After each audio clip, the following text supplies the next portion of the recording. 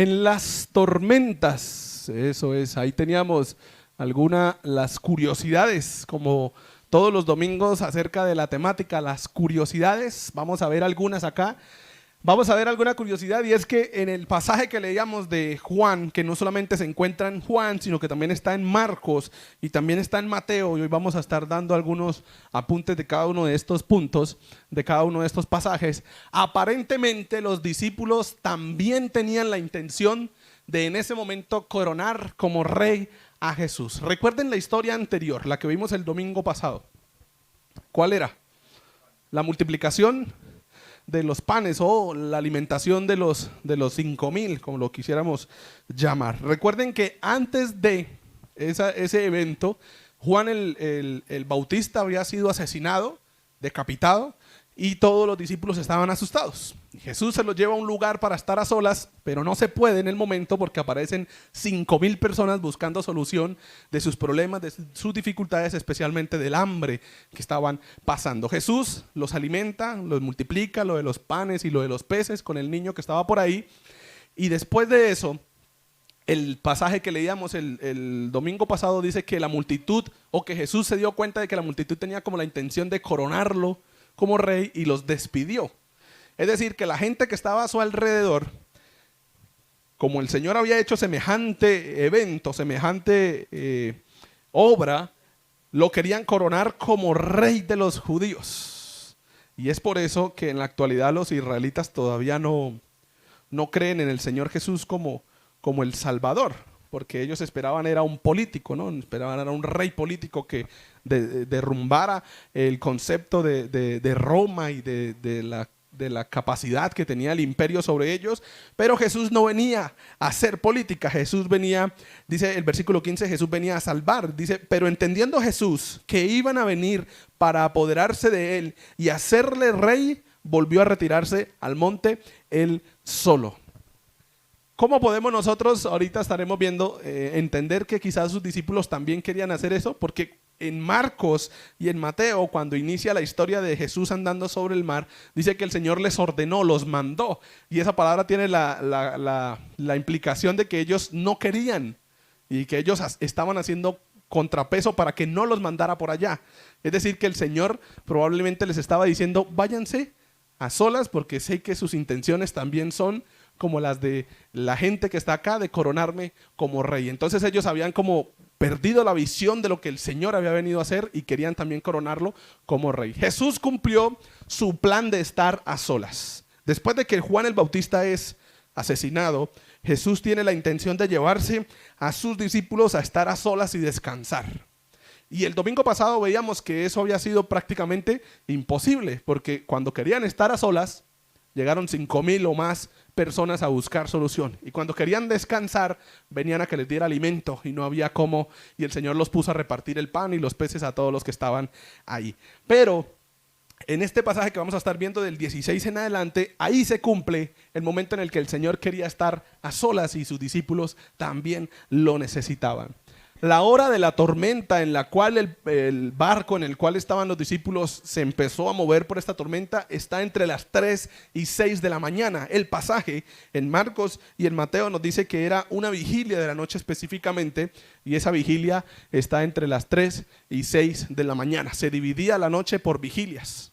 La primera vigilia de las 6 de la tarde a tal hora y la otra de las 9 a tal hora, y así iban todas dividiéndose como tal. Y la vigilia que menciona Marcos nos dice que es de 3 a 6 de la mañana. Y la última es que Jesús oró desde antes de las 6 de la tarde, cuando se fue la gente, los 5,000, cuando los despidió para sus casas. Jesús empezó a orar hasta más o menos las 3 de la mañana. Imagínense cuántas horas hay ahí. Los matemáticos acá, 9 horas. 9 horas aproximadamente el Señor orando a solas. ¿Cuánto duramos nosotros orando? Orándole al Señor. 10 minuticos, 15 minutos y ya estamos cansados, ya estamos de pronto con sueño, ¿no? Ya me agarró el sueño, me voy a acostar y mañana continúo la oración. La dejo en pausa sin saber si el día de mañana lo iremos a vivir. Ahí tenemos algunas características, pero hay una en especial y vamos a estar viendo la tormenta o este momento en la tormenta, y es esta que me llamó mucho la atención. No se va a ver muy bien acá por la luz que entra de allá para acá, pero esto es un barco de la época de Jesús, rescatado del mar de Galilea, en el cual está pasando esta historia que nosotros estamos viendo. Le llaman el barco de Jesús. No se sabe si realmente Jesús estuvo ahí, porque pues habían muchos barcos en ese lugar, pero sí se sabe que algo muy similar era en el que sus discípulos estaban en la tormenta solos cuando Jesús fue a buscarlos porque estaban en problemas. Entonces, más o menos en algo así el Señor se movió, el Señor se transportaba sobre el mar de Galilea. Esa imagen me llamó mucho la atención porque no sabía de la existencia de este descubrimiento, pero sí, le llaman el barco de Jesús, obviamente con el título de que se encontró en el lugar en donde Jesús más anduvo en el mar, que es el mar de Galilea, que ni siquiera es un mar. No sé si ustedes han de pronto estudiado, es un lago de agua dulce, pero pues por su grandeza pues se denomina mar, más que todo por su terminología, porque el término en hebreo para decir lago es el mismo para decir mar. Entonces pues ellos no tienen problema con eso, nosotros sí, nosotros le decimos mar, pero en realidad para ellos es lago o mar, es básicamente lo mismo.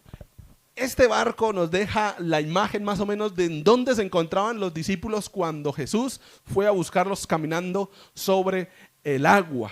Y más o menos ahí están, ubiquen más o menos a los discípulos por ahí y más o menos hagan de cuenta que si no hubiese aparecido el Señor, así iba a terminar ese barco, ¿no? Hundido y destrozado por las olas del mar. En esta mañana vamos a estar viendo algunas características de esta historia de Juan 6 en adelante, pero vamos a estarnos moviendo en Marcos y en Mateo, porque Juan pues nos deja muy, muy reducido el texto como tal o la historia, y nosotros vamos a ir a Marcos, vamos a ir a Mateo y estaremos viendo las características de esta historia. Vamos, en primer lugar, para este estudio, después de ver ahí el arca o el barco de Jesús, es que Jesús no ¿qué?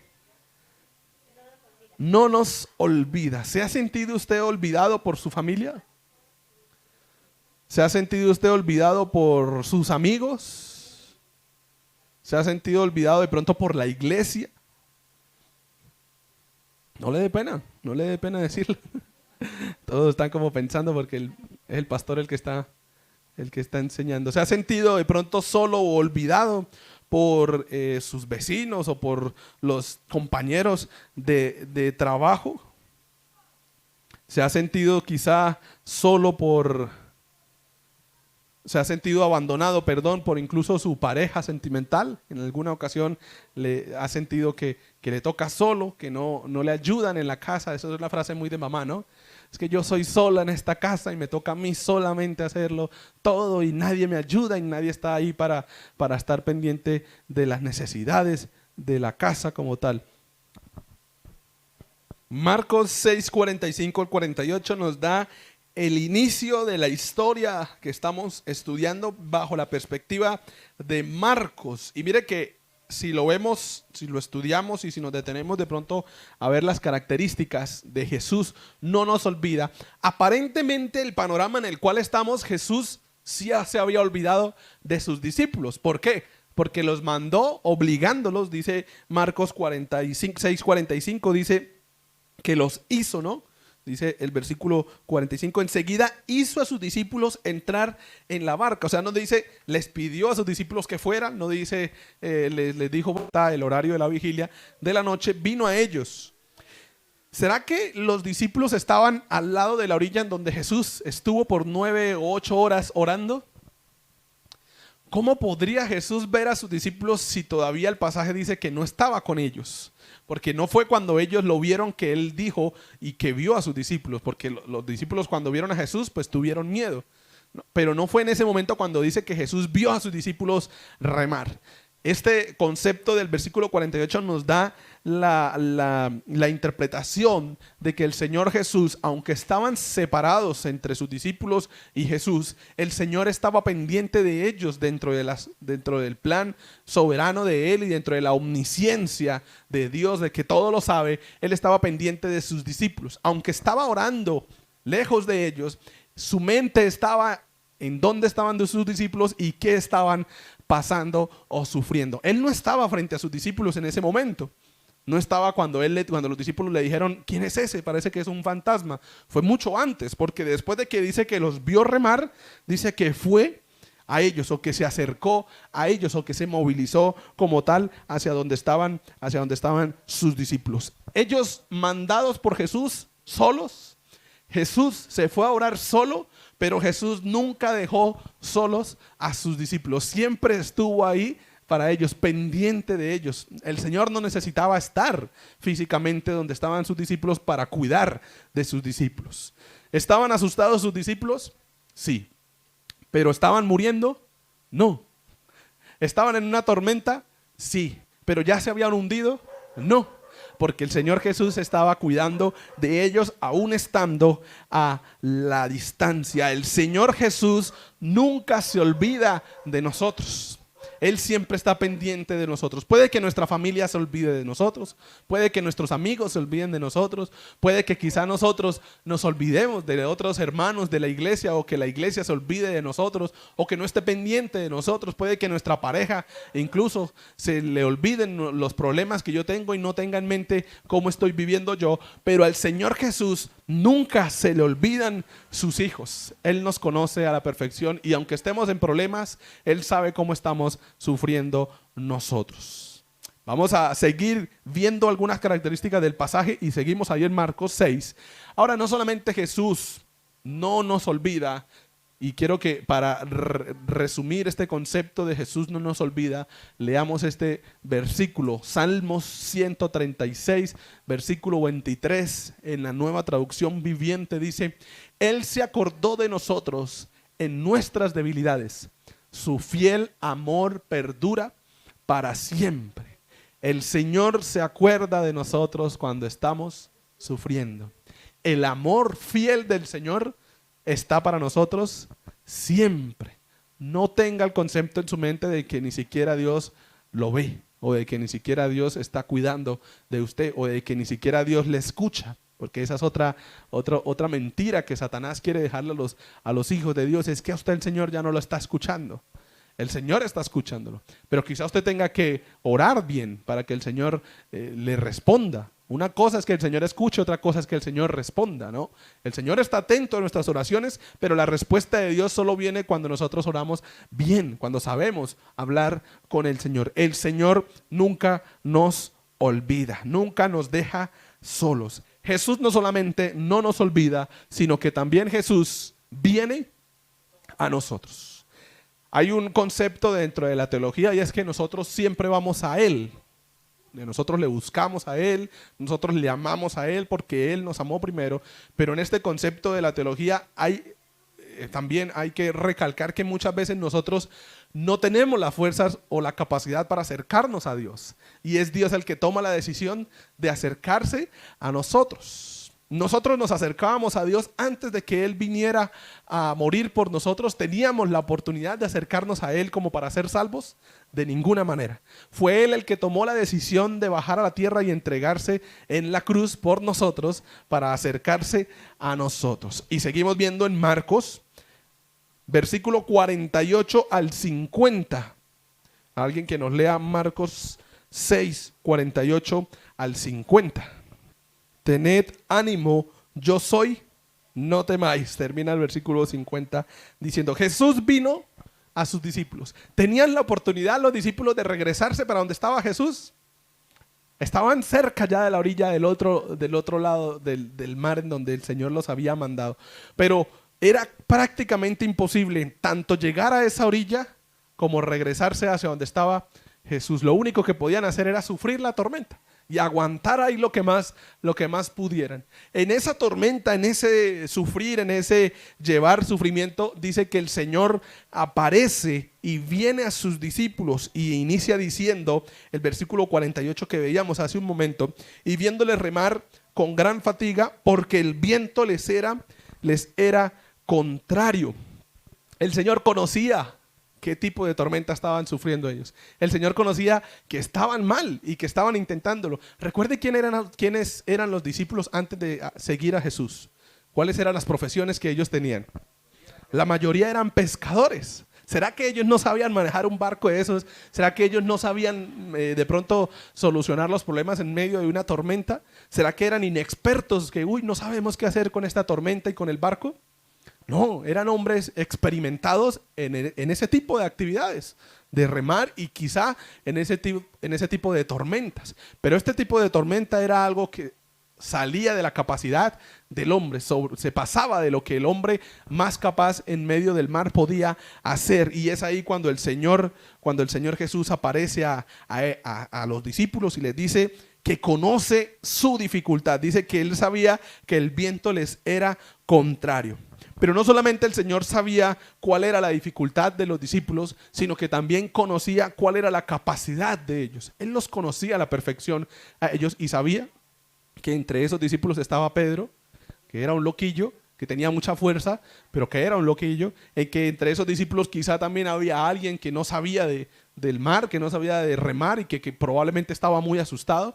Sabía cómo estaban sus discípulos y que si esa tormenta les daba miedo era porque esa tormenta era bastante fuerte. Dice, viéndoles remar con gran fatiga.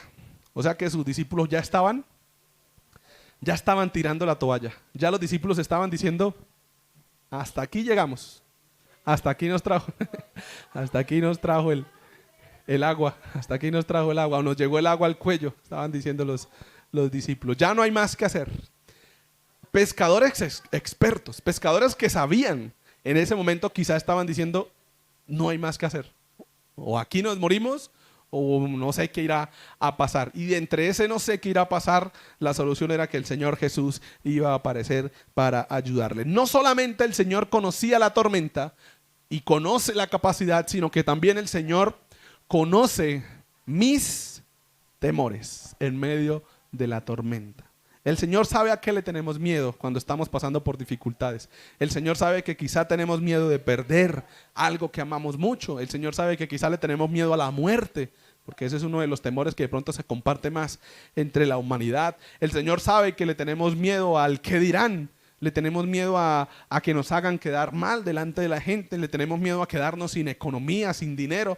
El Señor conoce nuestros temores. Y la historia dice en el versículo 49, viéndole ellos, los discípulos, andar sobre el mar a Jesús, pensaron que era ¿qué? Un fantasma y gritaron. Notemos la incredulidad todavía de los discípulos, aún después de haber visto cómo el Señor multiplicaba el pan para darle comida a más de 5,000 personas. Entre su miedo y entre su qué hacer en medio del dolor y la tormenta que estaban sufriendo, se olvidaron que Jesús tenía la capacidad de hacer esas cosas como caminar sobre el mar. Y lo primero que se les vino a la mente fue un fantasma. Viene ahora sí, si no nos acabó la tormenta, nos acaba el fantasma que viene caminando sobre el mar. Y tuvieron miedo, pero no solamente tuvieron miedo, sino que gritaron. Imagínense esos pescadores fuertes, así grandes, en ese barquito que estábamos viendo hace un momento, que tampoco era que pudiesen hacer mucho como para salir a esconderse o algo así, aparte de asustados, gritando porque estaban viendo un fantasma, con miedo y con temor. Pero el Señor les dice, en el versículo 50 al final les dice, tened ánimo, yo soy, no temáis. El Señor sabía que ellos lo veían a él como un fantasma. Ellos no le dijeron en esa historia, ¿no? Dice el versículo 50, porque todos le veían y se turbaron, pero enseguida habló con ellos y les dijo, tranquilos, que yo soy, no tengan miedo. El Señor conoce la dificultad que estamos viviendo. El Señor conoce la capacidad que nosotros tenemos quizá para afrontar la dificultad. que quizá ya estamos remando sin fuerzas, que quizá ya no tenemos más fuerzas, que nos sentimos agotados, que quizá las deudas nos tienen acabados, que quizá el trabajo y la presión de trabajar y de pronto la carga que hay en el trabajo me tiene cansado, o que quizá el hogar me tiene cansado, que quizá mi familia me tiene ya agotado. El Señor conoce mi tormenta y conoce mi capacidad y también sabe a qué le tengo miedo. Y en esta mañana nos está diciendo, cuando nosotros estamos en tormentas, cuando estamos en dificultades, nos está diciendo: tranquilos, yo soy, no tengan miedo. El Señor les está diciendo: tranquilos, que yo soy suficiente. No necesitan nada más. Ni los remos, ni las redes, ni las velas, ni nada de eso que de pronto podían tener en el barco para intentar mantenerse a flote. Lo único que necesitaban era al Señor Jesús, y Él dijo: tranquilos, que ya llegué yo. Tranquilos, que aquí estoy yo. No tengan miedo. Jesús no nos olvida. Jesús viene a nosotros cuando quizá nosotros ya no tenemos las fuerzas para ir a Él. Y nos deja esta promesa en 1 Corintios 10:13. Dios es fiel, no permitirá que la tentación sea mayor de lo que puedan soportar. Cuando sean tentados, Él les mostrará una salida para que puedan resistir. El Señor es fiel, inicia con esa palabra, fiel, que aunque nosotros nos sintamos lejos de Él, que aunque nos sintamos solos, el Señor está diciendo: tranquilos, que yo estoy acá. No tengan miedo. Aferrémonos a las promesas de nuestro Dios. Jesús no nos olvida, Jesús viene a nosotros, pero también Jesús vive nuestras tormentas. Quizá creemos que el Señor no conoce qué es lo que yo estoy sufriendo, pero recuerden que hay un pasaje de la Biblia que nos recuerda, que nos dice que Jesús en todo fue tentado. Que las mismas dificultades que usted pasa en la tierra, el Señor Jesús las pasó. Hambre, tuvo hambre. Sed, tuvo sed. Sueño, tuvo sueño. Cansancio, estuvo cansado y tuvo que dormir. De pronto dificultad para comprender el plan de Dios, también lo tuvo. Cuando antes de ser entregado le dice al Señor: Señor, si es posible, que pase de mí esta copa, pero que sobre todo se haga tu voluntad. No, él estaba nervioso de que se iba a entregar y de que iba a tener que morir. Su humanidad estaba ahí reflejada en esa historia. Y ahora vamos a ir a Mateo. Mateo capítulo 14, el otro pasaje que nos habla de esta historia. Mateo capítulo 14, 28 al 31. Mateo 14, 28 al 31. Quien lo tenga lo puede leer. ¿Por qué? ¿Por qué dudaste? En Mateo tenemos un complemento de la historia que yo creo que es el que más conocemos de este momento de la tormenta. Cuando Pedro le dice a Jesús: Señor, si eres tú, manda que yo vaya y camine también sobre las aguas. El hombre Pedro necesitaba probar para poder creer. Es decir, que todos los otros discípulos quizá ya entendieron que es Jesús, no es un fantasma. Pero Pedro, como era un poquito más arriesgado y más de pronto loquillo en ese aspecto de desafiar, le dijo: bueno, Señor, si es usted, déjame ir también como tal a donde usted está. Y Jesús le dio la oportunidad de hacerlo, ¿no? Le dice: bueno, venga, pero vamos a ver por qué.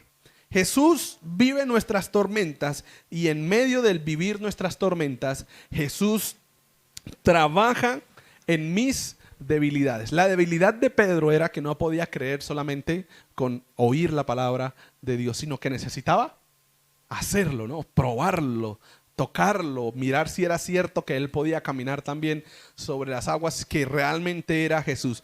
Mire que Pedro le está diciendo que lo deje ir después de que Jesús le dijo: tranquilos, que yo estoy acá, tranquilos, que yo estoy acá para ustedes. Ahí está Pedro diciéndole: bueno, si es usted realmente, si no es un fantasma, deje que yo también vaya hacia usted. La debilidad de Pedro era la fe. La debilidad de Pedro era creer en el Señor sin necesidad de haber tocado. Recuerden que la fe es la certeza de lo que se espera. No dice la certeza de lo que yo ya tengo en la mano. Dice la certeza del futuro, la convicción de lo que no se ve. Estar seguro de que eso es lo que el Señor como tal quiere para mí, aunque yo no lo pueda ver. Trabaja en mis debilidades, en medio del dolor, en medio de las dificultades, en medio del problema, en medio de las necesidades. El Señor está trabajando en mis debilidades. Quizá nosotros tenemos algo por mejorar y el Señor quiere hacerlo o quiere mejorarnos como tal. Y es ahí cuando nosotros tenemos que decirle al Señor: Señor, tengo fe en que tú harás la obra. Y no como Pedro: bueno, si eres tú, pues déjame a ver si es que es cierto que usted me va a sacar de este problema, a ver cómo lo va a hacer. No con la intención de retar, sino con la intención de humillarnos delante del Maestro. Jesús trabaja en mis debilidades, aún estando en las tormentas. Jesús también no se queda fuera de la barca o fuera de mis debilidades. Dice que después de todo esto, de la historia que tuvo con el hombre Pedro, después de que lo salvó, le dijo: hombre de poca fe. Ahí estaba el problema de Pedro, su fe. ¿Por qué dudaste? Y luego el versículo 32 sigue diciendo: cuando ellos subieron en la barca, se calmó el viento. El Señor no se quedó en el mar, no se quedó por fuera de la barca en donde estaban sus discípulos, que era supuestamente el lugar seguro para sus discípulos, el barco ese en el cual estaban, sino que el Señor entró en el barco. Es decir, que el Señor participó de la tormenta junto con ellos. Ahí también, en medio de sus dificultades, hermano, en medio de sus problemas, está el Señor diciéndole: tranquilo, que aquí estoy yo para vivir la tormenta con usted. Nunca crea que usted está solo, porque siempre el Señor está con nosotros. Nunca crea que ya no tiene nadie que esté pendiente de usted, porque el Señor siempre está pendiente de nosotros. Nunca nos olvida, viene a nosotros, a nuestro rescate, vive nuestras tormentas, nuestras dificultades, pero también, y en último lugar, el Señor, antes del último lugar, el pasaje que tenemos aquí para recordar, el Salmo 73, versículo 26 dice: puede fallarme la salud y debilitarse mi espíritu, pero Dios sigue siendo la fuerza de mi corazón. Él es mío para siempre. Nueva traducción viviente del Salmo 73, versículo 26. Puede quizá acabárseme las fuerzas y quizá mi fe ser muy débil como la de Pedro, pero ahí está el Señor, que sigue siendo la fuerza de mi corazón y sigue siendo nuestro Señor para siempre. Jesús no nos olvida, Jesús viene a nosotros, Jesús vive nuestras tormentas, y Jesús, y lo más maravilloso es que Jesús trae paz. Solo el Señor trae paz. Dice el Señor: mi paz os dejo, mi paz os doy, pero yo no la doy como el mundo la da. ¿Por qué? ¿Recuerdan el otro pasaje que dice: en el mundo tendréis aflicciones, pero confiad, yo he vencido al mundo? Porque la paz del mundo supuestamente es no tener dolor, no tener aflicciones, no tener dificultades. Esa es la paz, ¿no? Se firma un tratado de paz para que ya no haya más guerra. La paz del Señor Jesús es: tendrán aflicciones, pero tranquilos, que yo estoy con ustedes y yo ya he vencido al mundo. Y nadie puede vencer al Señor. El mundo fue vencido por Dios. Las guerras las controla el Señor. Nada se sale del control de Dios. Y por eso nosotros nos acercamos a Él. Y estamos confiados que Él siempre tiene el control. Y que cuando entra a nuestra barca y cuando se acerca a nosotros en medio del problema, es porque viene a traer paz. Paz para nuestras vidas.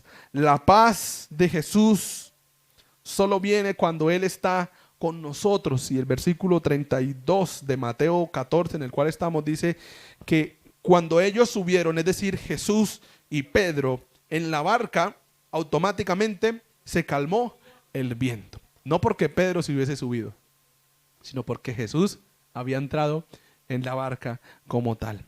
La paz de Jesús solo viene cuando el Señor está con nosotros, cuando nosotros entendemos que Él es el primer lugar, cuando nosotros entendemos que debemos rendirle a Él, cuando yo no antepongo nada al Señor, cuando quizá yo cumplo su propósito y su voluntad en la tierra. Ahí está el Señor para decirnos: tranquilos, yo estoy acá, no tengan miedo.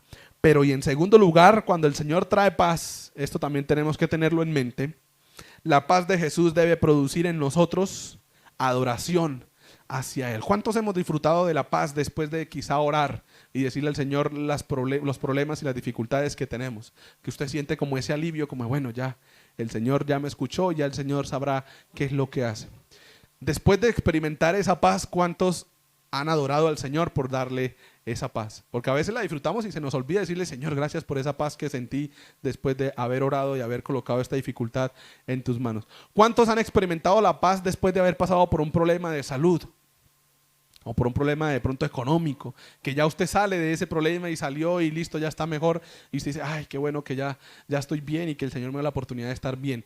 Pero realmente usted adora al Señor y le dice: gracias, Dios, por darme la oportunidad de disfrutar de esa paz. En medio de los problemas, en medio de las dificultades, ahí está el Señor para decirnos: tranquilos, que yo estoy acá, no tengan miedo. Pero si nosotros no estamos con el Señor Jesús, pues todo lo que hemos estudiado en esta mañana realmente no aplica para nosotros. No está el Señor ahí para nosotros, no nos trae paz, no viene a nosotros porque nosotros no estamos con Él. Si usted está con el Señor, usted disfrutará de todo esto, que el Señor nunca lo olvida, que el Señor viene a usted a su rescate, que el Señor vive esas tormentas o esas dificultades que quizá está usted viviendo, y que el Señor viene a traer paz. Viene a darle la paz que Él es el único que puede dar. Si usted ya experimentó la paz de Dios, quizá hoy o en esta semana, adore al Señor por eso. Dele gracias porque puede disfrutar de su paz. Y el versículo que tengo para este último punto dice Juan 16:33. Les he dicho todo lo anterior para que en mí tengan paz. Mire, menciona el término paz.